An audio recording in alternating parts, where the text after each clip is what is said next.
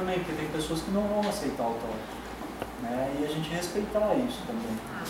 Né? Mesmo porque tem muitos pacientes que estão inconscientes, né, imóveis, então o toque nessa hora é importante. Isso é muito importante. A Denise está lembrando aqui os pacientes que estão inconscientes, às vezes sedados, em estado comatoso, né, que o toque é importante. Né? Então a gente acredita até que a audição é o último sentido que se perde. Né? Então é importante às vezes poder falar, poder tocar, né? Poder se emocionar, né, com a pessoa. Eu era muito duro em relação a isso. Não, eu não posso me emocionar. E aí eu fui entrando um pouco mais em contato e eu vi que assim, é inerente, a gente vai se emocionar com o outro. Se a gente está com uma outra pessoa que tem uma história, que está dividindo com a gente realmente está ali e tem um pouquinho de empatia, né, a gente pode e a gente vai se emocionar assim. Eu vou chorar com aquela pessoa, aí eu já acho um pouco, a gente tem que tomar um pouco de cuidado. Mas se eu posso me emocionar e demonstrar que estou emocionado, né, e isso vai fazer um sentido para a pessoa, né, então isso faz parte desse momento, desse contato. A gente tem que tomar cuidado em relação ao chorar, né, aquela coisa, você se coloca tanto no lugar da outra pessoa que aí você, né, desaba. Isso a gente tem que tomar um pouco de cuidado. Né? Por quê? Porque a pessoa está confiando ali em você. Então é importante que a gente tenha minimamente esse cuidado. Né? Mas às vezes a gente encara como se emocionar fosse errado. Eu estou querendo deixar claro aqui, na minha opinião, né, que não acho errado. Eu acho que a gente só tem que tomar cuidado com a intensidade dessa emoção. Permitir, né, que os pacientes possam falar sobre os seus medos, né? E a gente sabe que esses medos vão criando verdadeiros monstros na cabeça dessas pessoas. Medos diversos que a gente já falou aqui, né? Principalmente de estar sozinho, de como vai ser a morte, como que vai ser depois, né, do falecimento. Então tudo isso as pessoas querem falar.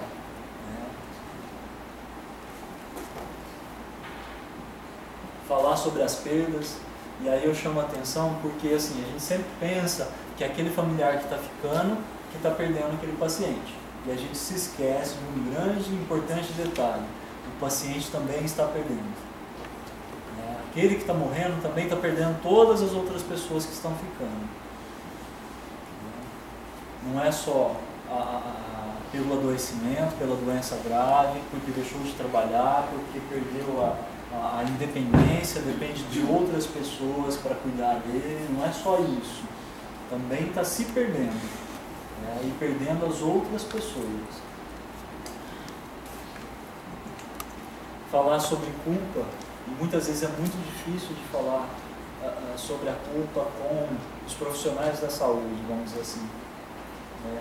Eu sempre digo que o pessoal do apoio espiritual às vezes consegue acessar as culpas de uma forma que a gente não consegue. Né? Culpas diversas, de muitas coisas que acontecem com todos nós aqui, em diferentes momentos da nossa vida. Poder falar sobre essas culpas é algo muito importante para a gente nesse momento. Facilitar a reparação, ou seja, será que existe alguma uma conciliação que precisa ser feita? Será que esse é um assunto que a gente não pode tocar, falar com o paciente também? Nesse momento que ele está muito grave, isso é importante. Será que tem alguém que ele queira pedir desculpas? Falar sobre as despedidas, poder se despedir das pessoas, isso é muito delicado. Eu acho que, para mim, a parte mais difícil que tem quando eu vou falar com o paciente é pensar com ele se ele tem alguma coisa a dizer para as pessoas e falar com os familiares se tem algo que os familiares gostariam de dizer para o paciente. Eu acho que esse é o ponto mais delicado quando a gente fala, vamos conversar sobre a morte. Para mim, pessoalmente, falar sobre despedidas, né? Porque a despedida não precisa ser necessariamente no momento ali que está no velório. A gente sabe que acontece muito isso. Mas a despedida ela pode ser anterior a isso. E isso traz um alívio, que não é o alívio do descansou. O silêncio, né? Eu gosto sempre dessa imagem porque eu acho uma imagem bonita. Toda vez que eu falo do silêncio eu coloco ela. Que é a gente poder estar com o paciente, gente. A gente não tem algo para dizer, não tem importância. Mas se eu estou ali com ele, se eu for levar uma palavra de carinho, de conforto, e mesmo que essa palavra não saia, mas eu consigo de alguma forma tocar, me emocionar, né, com o que está acontecendo ali, e aguentar esse momento de silêncio, isso já tem um valor muito grande e é muito precioso. Então a gente poder valorizar esse momento ali de silêncio com o outro. E aguentar, né? Porque muitas vezes a gente tem também vontade de fugir, né? E, por fim, facilitar, quando a gente permite que o paciente fale a respeito desse momento da vida dele, que é a morte, sobre tudo isso que ele está passando, a gente está facilitando ele entrar em contato com a sua própria história. Eu acho que isso é um momento assim, muito especial do atendimento que a gente pode proporcionar para essa pessoa. Quando a gente permite, eu acho que isso que realmente é estar junto dessa pessoa. Quando a gente consegue de alguma forma tocar a pessoa, que não é o toque, né, mas tocar ela de forma que aquele momento vai ser inesquecível para ela. Então se a gente consegue isso, eu acho que isso tem um ganho muito grande para a gente e para o paciente. Por fim, nada posso lhe oferecer que não exista em você mesmo. Não posso abrir-lhe outro mundo além daquele que há em sua própria alma. Nada posso lhe dar a não ser a oportunidade, o impulso, a chave. Eu o ajudarei a tornar visível o seu próprio mundo e isso é tudo. Então acho que esse é um trabalho muito precioso quando a gente consegue ser essa chave, né? Quando a gente consegue ser esse start, esse caminho para ajudar a pessoa a entrar em contato com aquilo que existe dentro dela. A gente não vai falar de coisas fora, não, a gente vai falar o que está sentindo, o que a pessoa está pensando. Bom, gente, era isso que eu tinha para trazer para vocês, para dividir. E aí agora eu queria abrir. Você não quer perguntar, você quer perguntar alguma coisa para você? Queria abrir para vocês, para a gente poder. Eu não sei. Se vocês gostariam de perguntar alguma coisa. Conversar.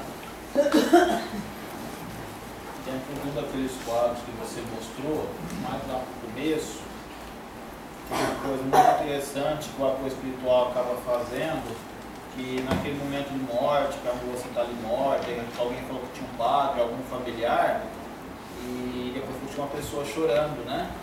Dava para perceber que a pessoa que estava em pé estava com a mão apoiada na pessoa que estava chorando. Então isso também é um conforto que é passado, né?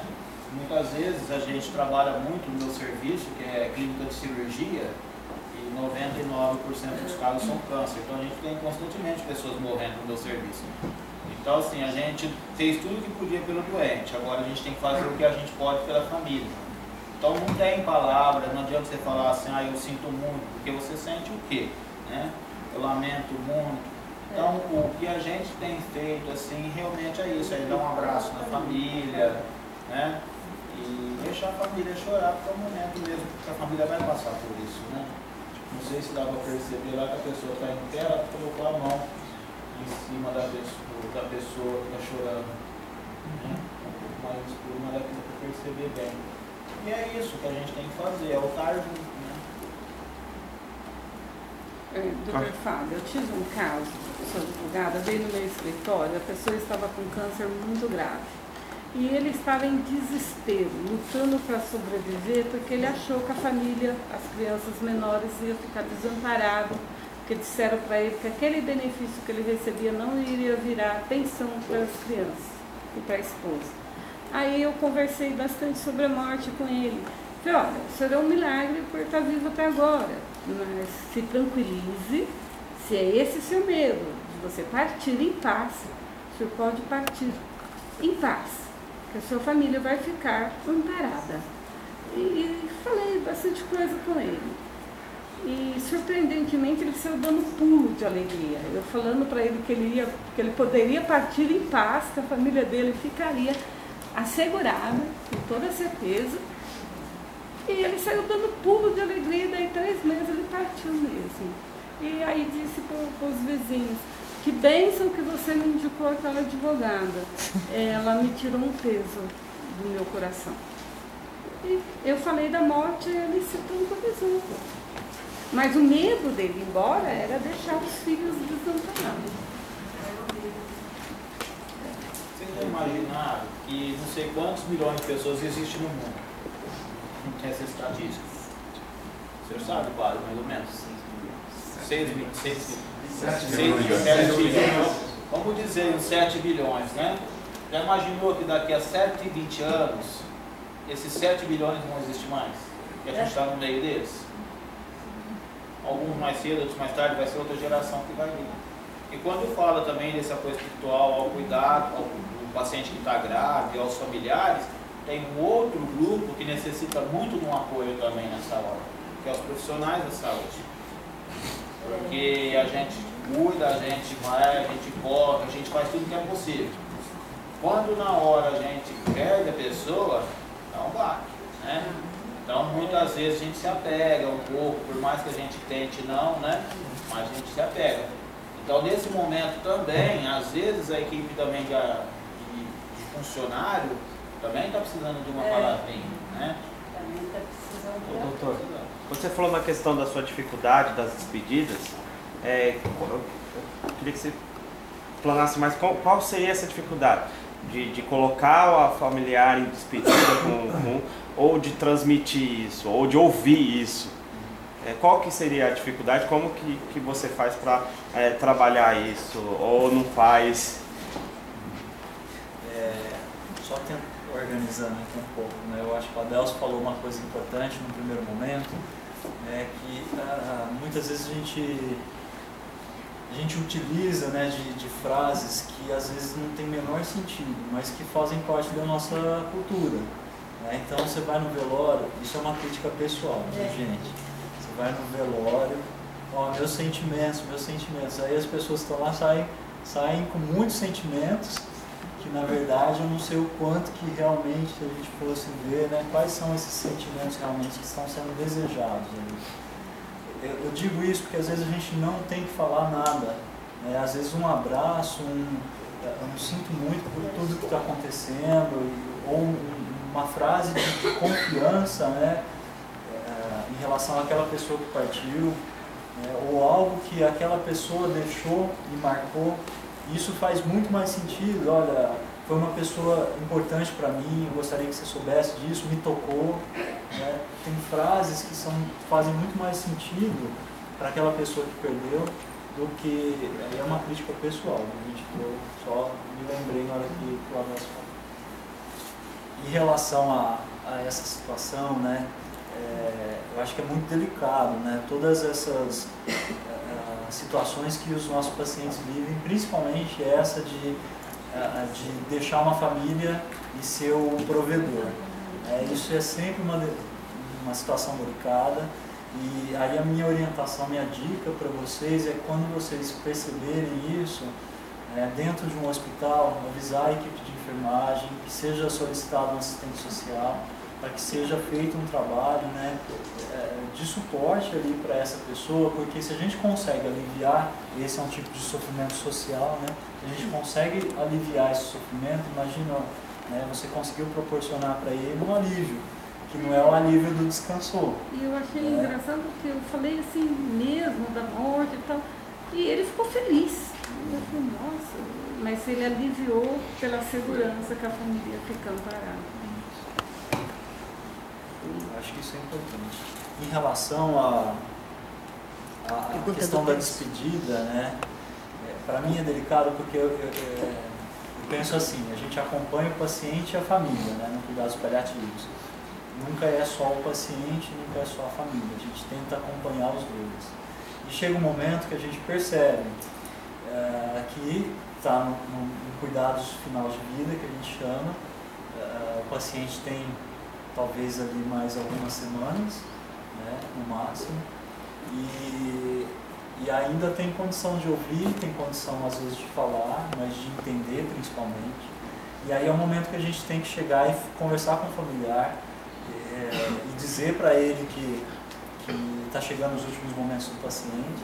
E quando isso é dito, né, é um momento muito difícil. Como a gente acaba criando um elo, uma parceria com as pessoas, a gente se afiniza muito com aquela história, geralmente, às vezes, pacientes que a gente acompanha mais tempo, né, então é difícil, pelo menos para mim, particularmente, né, dizer para o familiar que chegou o momento, talvez, da despedida. E aí, como eu faço, né, geralmente eu falo para o familiar e também para o paciente. Existe alguma coisa que você gostaria de dizer para alguém que você ainda não disse? Teria alguma coisa que você gostaria de dizer? E aí eu começo daí. E aí eu ofereço, né? Porque às vezes eu percebo que tem, mas a pessoa não quer falar, e eu ofereço a minha ajuda. Se você quiser, eu posso estar te ajudando, você a contar, você a dizer. Mas isso não seria benéfico? Não, é benéfico. É. Mas o que eu estava Mas pode não ser? Pode não ser. Aí eu acho que o paciente vai te dizer. Ele é o nosso, ele que vai orientar a nossa conduta. Né? Se ele me fala, não quero, mas não quero falar, não quero conversar a respeito disso. Então ele já colocou o limite dele. Entendi. Talvez não seria um alívio, seria muito mais angustiante para ele falar a respeito disso do que propriamente conseguir ou não, né? Entendi. Nesse sentido. É uma coisa muito importante que a gente já conversou outras vezes, mas precisa sempre ser repetido, né? Nós, enquanto mensageiros, nós não temos permissão de dizer nunca para um paciente assim, você vai ficar bom, isso que você está passando é passageiro, porque a gente não sabe o diagnóstico. Muitas vezes o médico pode ter conversado com a família pode ter falado para não conversar com o doente naquele momento ainda, esperar um pouco, né? Talvez a família venha e conversa com a gente, passe o quadro para a gente, está assim, né? Então você vai lá se dar uma falsa esperança. E às vezes o paciente já sabe, você está falando que vai ficar bom, ele está sentindo que você está mentindo para ele. Então é muito importante o que o Fábio falou nesse sentido, a gente não falar nada nesse momento. É de estar ali, deixar a pessoa falar, né? E a gente vai tentando conduzir, mas sem levar para esse campo de querer saber muita coisa. Né? Isso que você está falando, eu acho que é talvez uma das coisas mais importantes, né? Que para o psicólogo, e eu vou ampliar para o pessoal do apoio espiritual,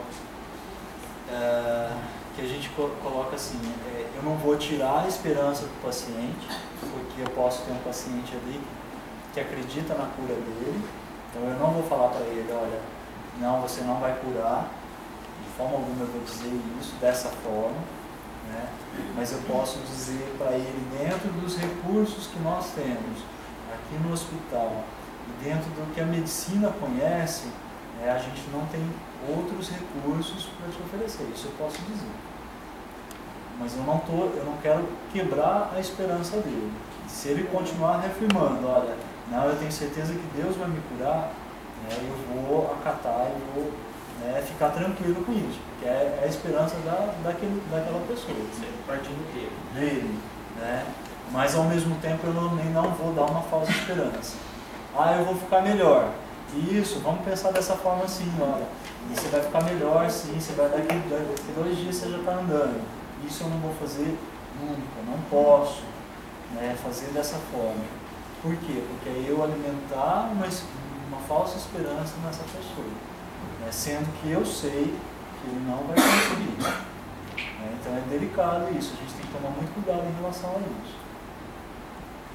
Também, Fábio, tomar muito cuidado com aqueles pacientes, que a gente está falando, paciente grave, às vezes está entubado, está sedado, ele não tem a condição de estar falando, mas ele tem a condição muito bem de estar ouvindo o que a gente está falando. Cuidado com a colocação que a gente faz ali perto do leito, né? E nesse caso, a gente percebe o sentimento desse paciente, a gente percebe. Então, eu tenho achado super importante a oração do Pai Nosso, que é universal, né? E eu sinto que eles parece que ficam aliviados, entende? Então, eu achei isso importante. E no tocante ao que você falou, dos cuidados, a preocupação com quem eles vão deixar que possa ficar desamparado, já atendi casos já faz alguns anos. Ainda não era comum casais homossexuais, né, que se unissem. Não havia ainda essa prática. E eu fui chamada e o paciente dele estava, nessa época, era profissional da casa. E ele estava, tanto que ele faleceu daí 15 dias, já estava mal. E era um casal que havia contraído os vírus HIV. E a preocupação dele era não deixar o companheiro desamparado. Então, a orientação quanto a ir ao cartório e trazer, quando ele estava lúcido, né? Foi muito importante. Quando ele faleceu, a gente percebeu, já estava feita a providência, a gente percebeu, assim, que parece que ficou muito mais aliviado, sabe? Então, esse cuidado aí, de estar providenciando essas providências aí, é muito importante para eles. A questão da verdade absoluta, né? Eu sei que essa preparação aqui é para nos mostrar uma situação diferente do que a que nós estamos acostumados, né? Ver pessoas teoricamente doentes, mas não num leito de morte. Eu tenho uma imaginação que eu transfiro essa palestra ou conversa hoje para mim, porque na verdade absoluta eu não tenho vantagem nenhuma dessa pessoa que está no leito de morte. Eu brinco que Deus deu uma senha, né? Ele pode gritar 328, era a minha. Eu acabei de sair.